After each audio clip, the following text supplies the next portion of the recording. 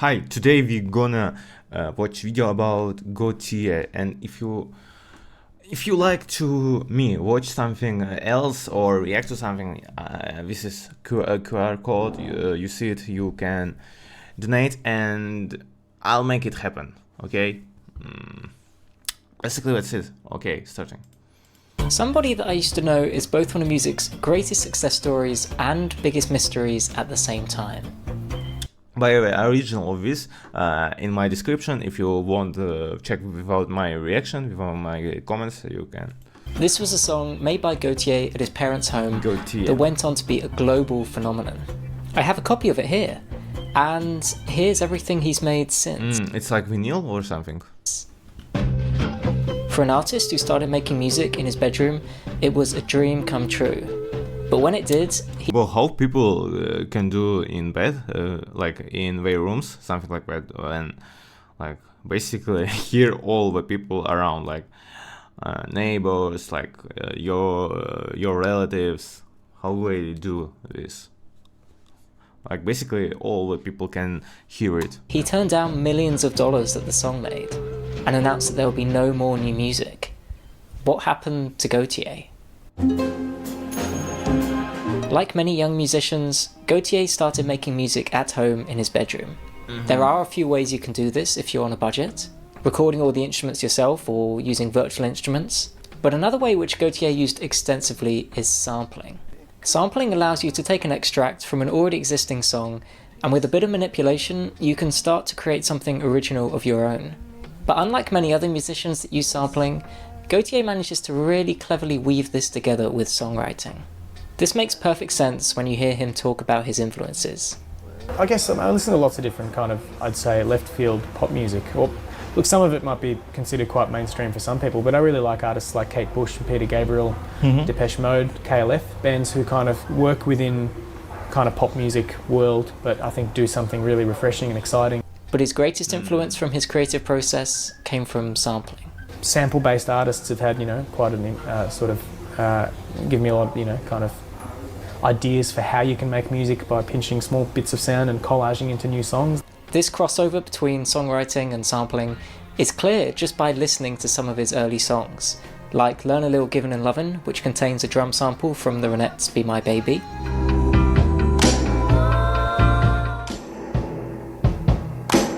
And Out Here in the Cold, which samples Nina Simone playing piano.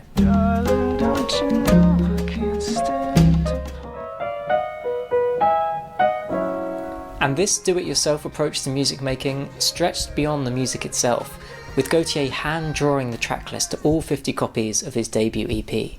It's perfectly fine to aspire towards a more traditional... By the way, I didn't hear a lot his music, and if you want to, if you show activity in this video, if you put like, subscribe a lot, maybe I'll listen his music, like his album. I'd like to. Show me your reaction, write it if you want to react with me to it. Traditional route of having a team of people working in an expensive studio, but Gotye never worked like this. Instead, what car model is that? Preferring to stick to his own path. And this isn't a bad thing. In fact, if you can do this in a creative way, it's much more authentic than trying to be something you're not. Yeah, so I kind of started just collecting anything and everything that looked interesting to me and that I had no idea what it sounded like. And this is where Gotye first found success, finding sounds and inspiration from his own life and turning this into a creative way of making music. And not only playing around with sounds and ideas, but transforming this into a finished product, all on his own. But it's also not fair to say that Gotye wasn't searching for mainstream popularity and success. He would send CDs of his music to every radio station and record label he could find, following up with a call after they'd been delivered. And after a couple of years of releasing some singles and demo EPs by himself, in 2003 he was offered his first distribution deal. So he compiled some of the music he'd made over the last couple of years and released his debut album, Boardface. The first album was kind of a result of maybe 3 years of just starting to discover sampling for the first time, having a computer at home that was my own that I could make music on for the first time and just making lots of tracks, and I probably made 30, 40 tracks, and then the 10 or 11 tracks that are on Boardface just felt like the right collection from everything I'd finished in that time. Although the album mostly stayed within an Australian audience, it was 40 songs, bro. met with positive reviews, and most importantly, it gave validation to Gotye's creative process. Oh. The crowd is ready to rage. Everything seemed set for Gotye to continue making more music and to continue reaching a wide audience. But everything was about to change, and his creative process would have to change with it. In 2004, the year after his debut album was released, his parents decided to sell the house where Gotye had been living and making music. And this left him at a loose end. He spent the following year moving between different shared houses, taking his homemade studio with him, and working normal jobs to try and sustain his music making. Not only was it physically more difficult to find a consistent working environment, each space offered different acoustics and palettes of sound. If you're impressed by Gotye's creative process, my next video is going to be on the Beatles' work ethic, so make sure you subscribe to see that. Gotye had an important strength, which was to find Yeah, you can subscribe to him and subscribe to me also, bro. inspiration from If you want me to react to Gotye album, but also check the original video if you want to. the world around him and turn this into music. For many musicians or artists, limitations or barriers to creativity can lead to overthinking or making excuses, which is understandable if you're moving between different spaces and having to use different equipment. But what was so great about Gotye is that he realised that these limitations could actually be a source for creativity. And embracing and working within these limitations results in music that only he could have produced. His debut album was full of sounds from his parents' record collection and record shops in Australia, and his second album is full of sounds that reflect this difficult time, moving between shared houses and different jobs. Even the name of this second album, Like Drawing Blood, is a reference to the difficulty in just making it. Well, that album was obviously named after the suggestion that it was a difficult experience, that it was like, taking a part of myself, or lifeblood. It was a hard album to write for me because almost heaps of times, at least every month in the maybe 2 years that I spent writing the record, I was ready to just kind of go, what am I doing? This is no good, or it's too hard, or I'm never going to, finish an album. So it was quite a challenging thing to continue to go, this is worth keeping to do and, keeping going with this. Like Drawing Blood gave Gotye the greatest commercial success he'd seen so far, with the album going platinum in Australia and winning a number of awards as well. Although he was yet to break through internationally, the success of the album exposed him to a new audience and allowed him to continue touring, and also gave him the financial freedom that he'd been lacking so far in his career. I guess as an independent musician, I think over the last 5 years, putting out my own records, one of the things I found the hardest at the start, trying to do everything myself, was just, getting access to things. But the real success for Gotye was that the album allowed him to establish a permanent home to make music. The only question now was what lied ahead for Gotye. I'd just like to take a moment to talk about today's sponsor, Lalal.ai, who isolates who use Okay. so you can try for yourself. If you want check with commercial, you can go by original. With a permanent space and growing audience, Gotye was able to spend more time crafting music than ever before. As always, this music would demonstrate Gotye's ability to take inspiration from his own life and turn this into music. Only this time, it would be more personal and introspective. His third and now final album, Making Mirrors, was in many ways a return to an earlier time in his life. The title is inspired by some of his father's artwork from the 1980s, and the artwork was again created by Gotye, only this time in Photoshop, rather than hand-drawing every copy. But there was one song in particular that captured this new era in Gotye's life, Somebody That I Used to Know. Like much of his earlier work, the song was crafted from a selection of samples. The opening guitar riff comes from Louis Bonne's instrumental Seville. I'm honestly amazed how many samples are in this song and how well Gotye has used them. No, I'm amazed how he's by these samples can really do it. Like it's even harder when you're using something from there, something from here, something from another place, and can combine between them because they have different keys, they have different harmonies, and it's pretty cool. I know it's also not that simple, it's not like combine just different songs between and just it. No, it's also hard. Considering most of them are from the 50s or 60s, they sound so good in this production. But the song also drew inspiration in another way.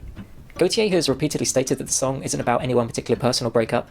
It's a bit of a mixture of various reflections on relationships and experiences from over the years. There's an element of fiction in it as well, but again, it was a response, what the song ended up being about was a response to a sound. The little guitar riff that starts the song off was the first thing that I found. And I don't know, it had a certain hypnotic pull to it. And it was a response to that made me start the kind of very low, reflective melancholy verse lyric. The song is a two-part dialogue between Gotye and Kimbra, representing the two people going through a breakup. I didn't intend it to be a two-person song from the start, but when I sort of got to the end of writing the first chorus, it didn't feel like there was anywhere else for my character to sort of go. It didn't feel like there was any more story to tell. So that prompted me to write an alternative perspective, the other side of the coin. The song was released as the second single from the album Making Mirrors, and at first it took a few weeks to climb the charts, not receiving that much airplay from radio stations. When it was released in the US, it debuted at number 91, but those who did hear it absolutely loved it, and it started to gain popularity. Ashton Kutcher and Katy Perry shared the song on Twitter, and the video gave the song a certain... But why we have so... Ashton Kutcher and Katy... Why should have so less likes, bro? Katy Perry shared the song on Twitter, and the video gave the song a certain branding. It's quite unusual that you can share a single frame from a video and instantly know what the song is. That it hasn't been... It's like a meme song was like 10 years ago. So it's also like nostalgic to me, and that's why I'm kind of clicked it yesterday and wanted to watch.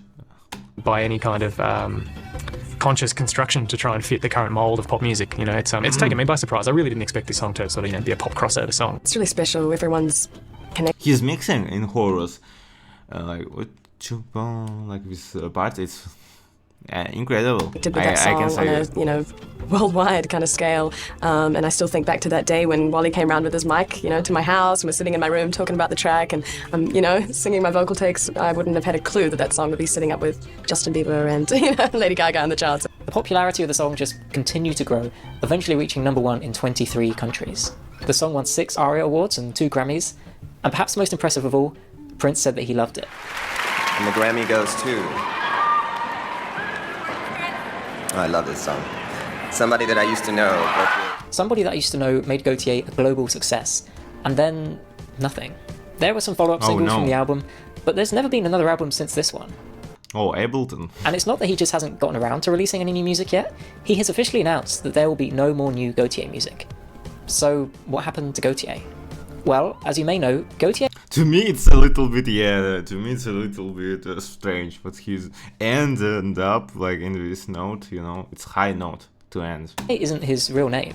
His real name is Wote, or Wally for short. And Gotye is just a stage name that he uses for this one musical project.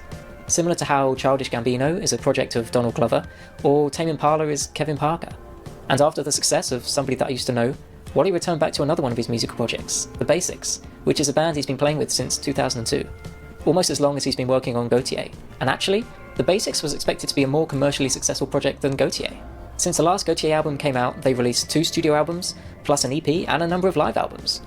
So Wally has definitely been busy with new music, just not as Gotye. For many artists, this meteoric success will be a springboard for more and more music. But Wally is actually hidden away from it. The video has over 2 billion views on YouTube, but he's turned off the ads, meaning he doesn't make any money. I think it's about samples, what he's done doing it, because in his band with Basics he can earn actual money, but when you doing with samples it's a little bit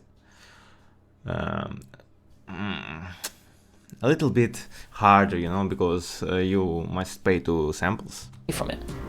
And the money that he does make, he has to give away 45% because he used samples. Gotye's success came from authenticity. It came from creating music about his life and using sounds from his life. Whether this was from the difficulty moving around when he was making his second album, or the more personal style of a breakup song like Somebody That I Used to Know. I have more and more people telling me, I must be so overjoyed and amazed by the success and the bigness, how big everything's getting. But, the bigger things get, the less likely they really ever are to be sustainable or to be, personal. The life of fame and stardom wasn't what he wanted. It wasn't who he was, and it definitely wasn't musically inspiring. Perhaps this is why he's continued to make music, but with the basics instead. It seems strange because for so many musicians, it would be a dream come true for so many people to fall in love with your music. But it was this authenticity that gave Gotye such success in the first place. Perhaps maybe I feel a tinge of regret when I sense that when things get to a certain scale, when things get sort of maybe too big, it's really hard to keep it personal. I think there's a scale beyond which... It's just too big, bro. There is almost 3 billion views only in YouTube. Where you can't really truly communicate with a large number of people. If he was trying to please an audience, he likely never would have used these samples, or turned the song into a duet to tell 2 sides of the story. Rather than Gotye trying too hard to make a follow-up album, instead he was content letting things be. I think there's good things I've made in the past, and I'm proud of most of what I've done, but still don't think I've made a really great sounding record. No? So I'll keep aspiring to that. Maybe trying to do it in a way that goes back to being more independent at some stage, like smaller releases that are more one-off, that maybe they're less pop, I don't know. I don't want to speak for him. Maybe in the future he'll decide to release some new music again. But at least for now, we remember Gotye as being something genuine. Yeah, it's good. I feel like